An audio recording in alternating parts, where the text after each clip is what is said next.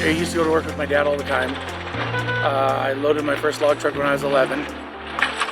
And full-time probably I was 17. And the Olympic Resource Management likes to work with contractors like Greenup is because of the phenomenal job they do across the board.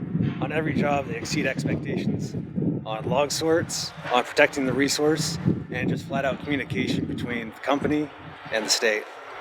I nominated him because of his consistency. He's just such a consistently good operator. When I find out that John's going to be the operator, I realize that I'm not going to have to worry a lot about him taking care of, the road maintenance, wet weather hauling, stream crossings, wildlife trees, all the things that forest practices forester, stewardship forester looks for.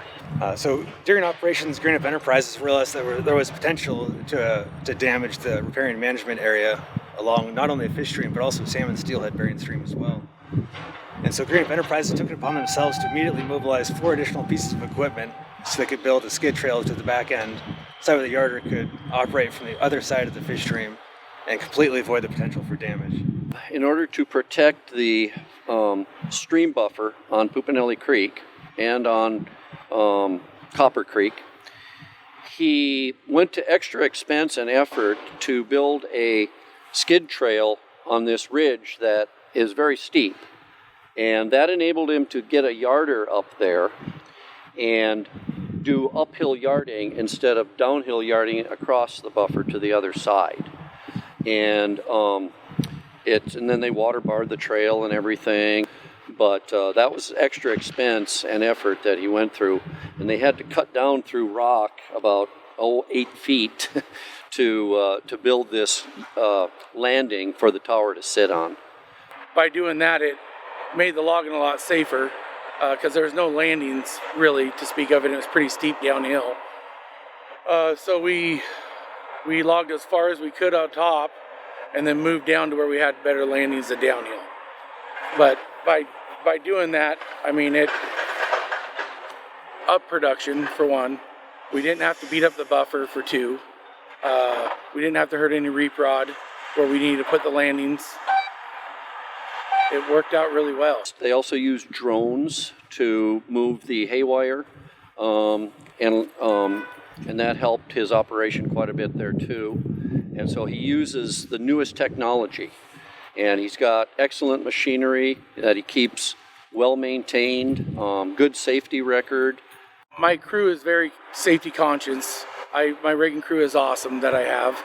John Greenup does have excellent employees, and he takes really good care of them.